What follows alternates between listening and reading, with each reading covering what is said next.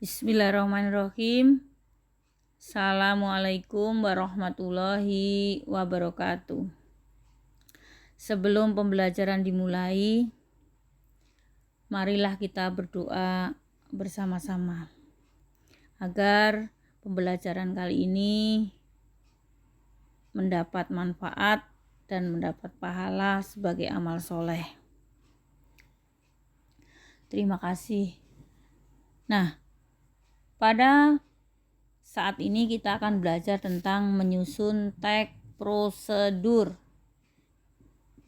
Tentunya tujuan pembelajaran teks prosedur di sini nanti kalian harus bisa, yang pertama itu bisa mengkonstruksi, kemudian bisa menganalisis, merancang, dan terakhir bisa mengembangkan.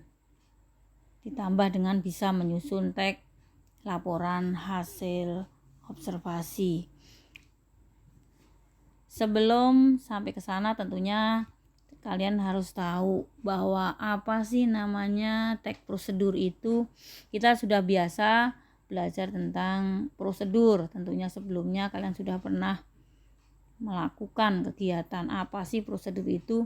Teks prosedur adalah tulisan yang berisi tahapan kegiatan untuk menyelesaikan suatu aktivitas. Kemudian tujuannya apa? Memahami prosedur melakukan sesuatu, dapat menyusun prosedur melakukan sesuatu, serta menjelaskan cara melakukan sesuatu sesuai dengan tahapan yang benar. Itu tujuan dari pembuatan teks prosedur. Kemudian di situ kita nanti belajar tentang mengkonstruksi informasi dalam teks prosedur. Jadi di sini sebuah teks prosedur itu memberitahu bagaimana sesuatu melalui serangkaian langkah atau tindakan. Kemudian informasi dalam teks prosedur itu disajikan dengan informasi yang logis tentunya. Lanjut, kemudian ciri teks prosedur. 1. Berisi langkah-langkah berkelanjutan dengan penjelasan yang mendetail. Yang kedua, bersifat objektif, aktual, akurat, universal, logis, serta inovatif.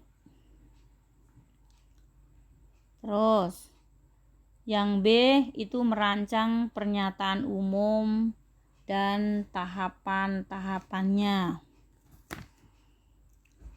Prosedur dalam melakukan kegiatan atau pekerjaan menjadi acuan dan pegangan seseorang ketika melaksanakan kegiatan atau pekerjaan, sehingga seseorang mematuhi tahapan-tahapan dalam prosedur tersebut agar kemungkinan keberhasilan melakukan kegiatan tersebut lebih besar. Jadi di situ tentunya dalam merancang pernyataan umum dan tahapan-tahapannya itu harus sesuai dengan urutan yang benar. Karena apa? Karena kalau tidak sesuai maka tidak akan berhasil kegiatan yang akan dilakukan.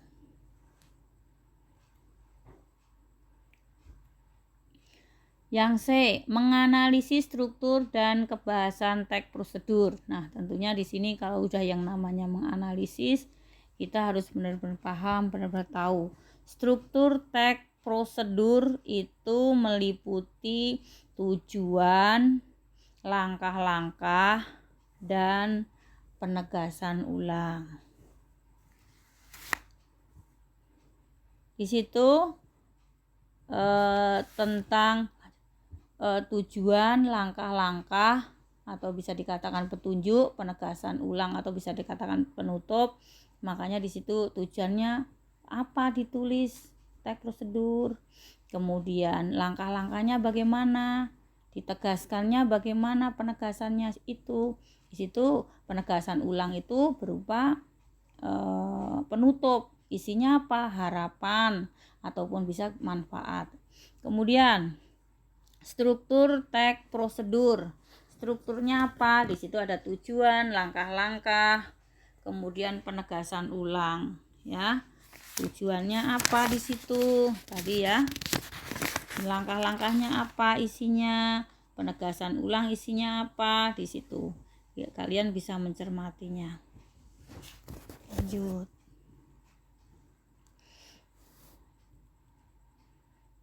Sekarang yang D, mengembangkan teks prosedur. Tentunya dalam pengembangan teks prosedur itu diawali dengan cara mengetahui perbedaan atau persamaan yang ada dalam teks, atau membandingkan dua teks yang berbeda dari segi struktur dan kaidah kebahasaannya. Jenis-jenis teks prosedur. Itu nanti bisa kalian lihat jenisnya apa saja di dalam teks prosedur. Nih, ada 3 jenis ya. Yang pertama, teks bertema kebiasaan hidup. Banyak hal yang kita lakukan dalam kehidupan sehari-hari itu masuk di kebiasaan hidup. Contoh, kiat sehat.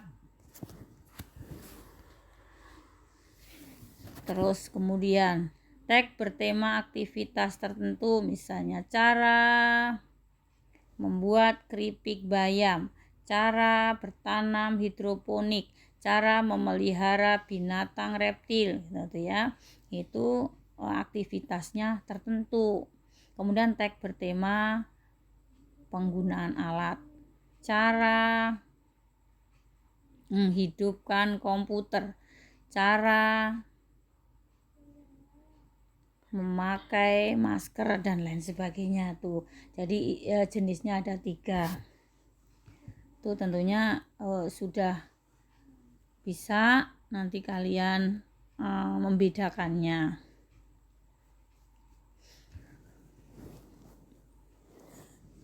Itu pembelajaran tentang teks prosedur yang tentunya nanti kalian bisa mencari referensi yang lebih luas lagi untuk mengetahui secara detail sebenarnya teks prosedur itu seperti apa, ya. Itu saja yang Ibu sampaikan tentang teks prosedur. Kurang lebihnya mohon maaf. Alhamdulillahirabbil alamin. Wassalamualaikum warahmatullahi wabarakatuh.